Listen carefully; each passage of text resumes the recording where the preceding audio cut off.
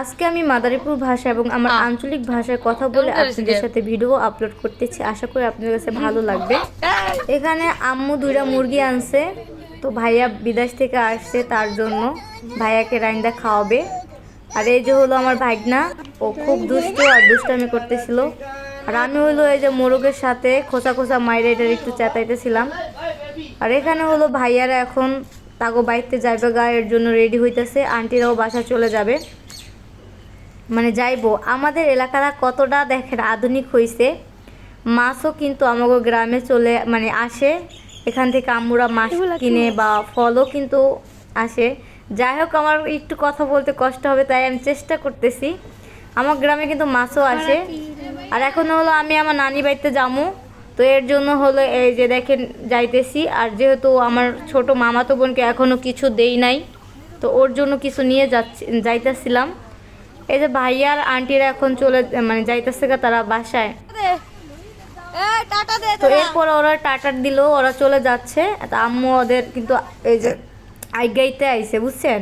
এরপর আমরা হলো 2টা মেহেদি নিয়ে যাচ্ছিলাম, কারণ আমার একটা চাস্তো খালামুনি, ও হলো খালা মেহেদি দিতে পারে হাতে। আর এই যে ছিল বরকির বাচ্চা, মানে ছাগলের বাচ্চা।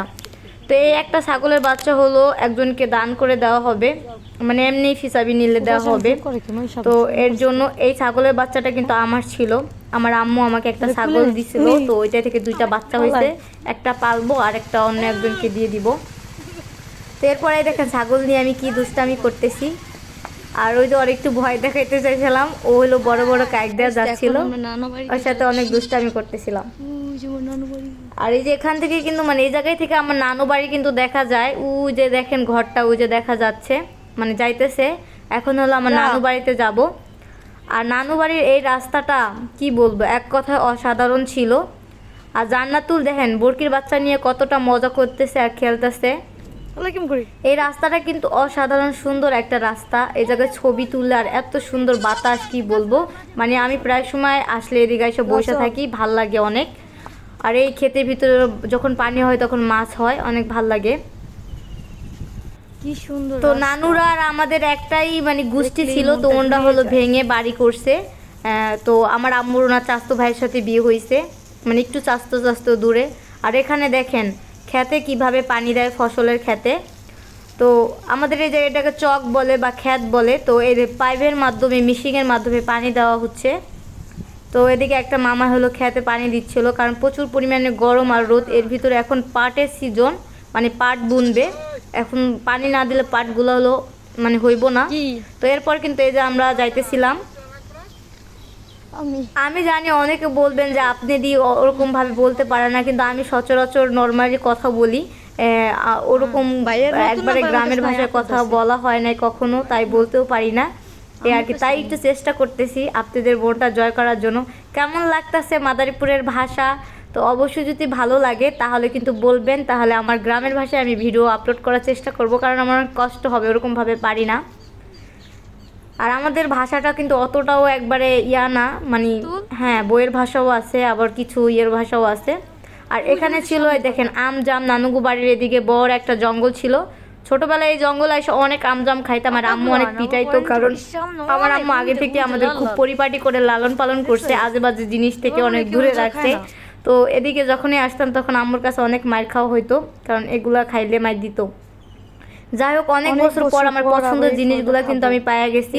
আমরা এই জানেন আমাদের আঞ্চলিক ভাষায় এই ফলটার নাম বলে আমজাম, মানে আমরা এই নামটা ফালাইছি। কোন অঞ্চলে কি নামে বলেন অবশ্যই জানাবেন, আর কে কি নামে ডাকেন।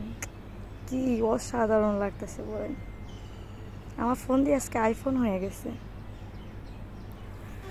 তো এই ফলগুলা কে কে চেনেন এবং কার অঞ্চলে কি কি নামে ডাকে অবশ্যই কিন্তু বলবেন। আমাদের এই জায়গায় আমরা আমজাম বলি এটাকে। দড়িগান্দির পোলা পানেও না, তুই টের পায় নাই, বুঝছো।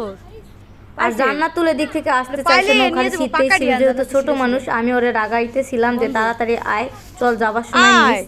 ও তারপরও নিতেছিল। ও একটা ছাগল কুলে নিয়ে দেখে তারপর নিতেছে, মনে হয় ছাগলটা আর বাবু বুঝছেন এরকম যত্ন করতেছে। তো এই যে আমার একটা চাস্তু নানুদের বাড়িতে আসছি, তো ডাকতেছিলাম যে এখানে আমার সমবয়সী 2টা খালা আছে, ওদের সাথে অনেক মারামারি পিটাপিটি করছি। তো ওর কিন্তু সুন্দর কিউট একটা বাচ্চা হয়েছে, মাশাল্লাহ, আমার একটা ভাই হয়েছে। তো ওর একটু দেখলাম।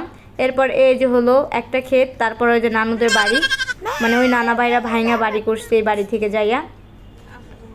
যাই হোক, তো ফাইনালি কিন্তু এই যে আমার নানু বাড়িতে চলে আসছে। আর এই যে হলো আমার প্রিয় এপাশ দাও, এপাশ ভালোবাসার দাও। মানুষ, মানে আমার নানি, বুঝছেন। জিহাদে করে হ্যাঁ জিহাদ।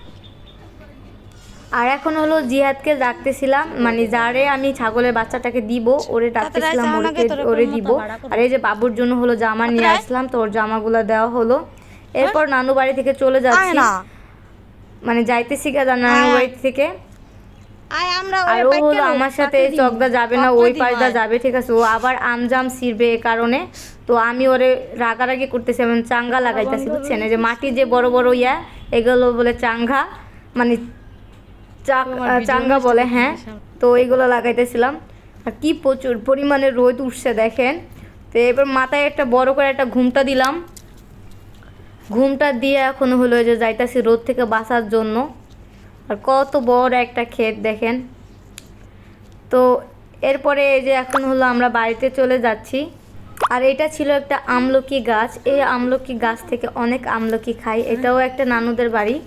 আর যেহেতু গ্রামের সবাইকে নানা নানি এগুলাই বলি, কারণ যেহেতু আব্বু আম্মুর একই এলাকায় বিয়ে হয়েছে, তাই কেউকে আর কাকা চাচা এরকম বলি না, মানে সবাইকে মামা নানা সবাইকেই বলি, আম্মুর রিস্তায় সবাইকে বলি।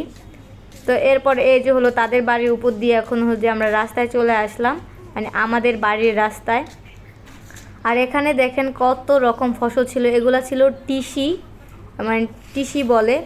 এগুলা ছিল গম, যেই গম থেকে আমরা আটা বা রুটি খাই, মানে রুটি খাই, আটা হয়। আর এগুলো ছিল সরিষা, যেটা থেকে খাঁটি সরিষার তেল হয়, দেখছেন, সরিষা তেল। তারপর ছিল ধইনার ফাঁকি, এটাও তো সবাই চিনে, হয়তো চিনে না, সবাই এগুলা খায়, গ্রামের মানুষ এগুলো। আমাদের এই জায়গায় ছিল কালো জিরা, তো কালো জিরা তো সবাই কালো জিরার সাথে পরিচিত এবং সবাই খায়।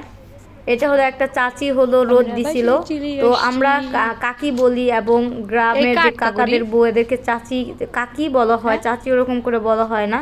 তো এই যে ফাইনালি কিন্তু আমাকে ঘরে আইসা পড়ছি।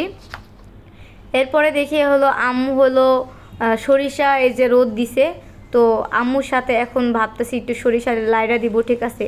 আমার তো আর কাজ করা না, আমার হলো ভিডিও বানানো আর আপনাদের হলো ঢং করে দেখানো, এই হলো কাহিনী, ঠিক আছে।